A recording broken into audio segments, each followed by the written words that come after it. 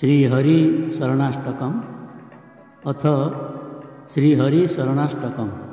ध्येयं वदन्ति शिवमेव हि केचिदन्ये, शक्तिं गणेशमपरे तु दिवाकरं वै। रूपैस्तु तैरपि विभासि जतस्त्वमेव, तस्मात् त्वमेव शरणं मम दीनबन्धो। न सदरो न जनको जननी न जाया, नैवात्मजो न च कुलं विपुलं बलं वा। सन्दृश्यते न किल कोऽपि सहायको मे, तस्मात् त्वमेव शरणं मम दीनबन्धो। नोपासितमदमपास्य मया महान्त, तीर्थानि चास्तिकधिया न हि सेवितानि। देवार्चनं च विधिवन्न कृतं कदापि, तस्मात् त्वमेव शरणं मम दीनबन्धो।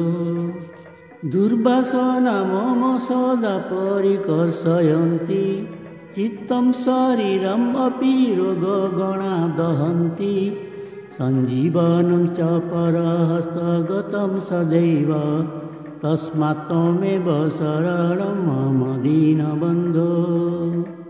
पूर्वं कृतानि दुरितानि मया तु जानि, स्मृत्वाखिलानि हृदयं परिकम्पते मे। ख्याता च ते पतितपावनता तुजस्मात्, तस्मात् त्वमेव शरणं मम दीनबन्धो। दुःखं जरा जननजं विविधाश्च रोगाः, काकस्वशुकरजनिर्निरय च पातः। तद्विस्मृतेः फलमिदं विततं हि लोके, तस्मात् त्वमेव शरणं मम दीनबन्धो। नीचोऽपि पापबलितोऽपि विनिन्दितोऽपि, ब्रूयात्तवाहमिति यस्तु किलैकवारं।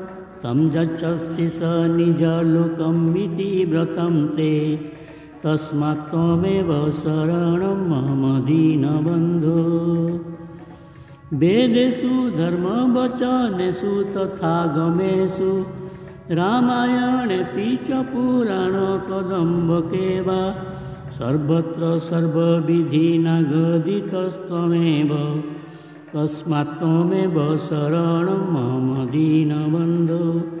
तस्मात् त्वमेव शरणं मम दीनबन्धो, तस्मात् त्वमेव शरणं मम दीनबन्धो।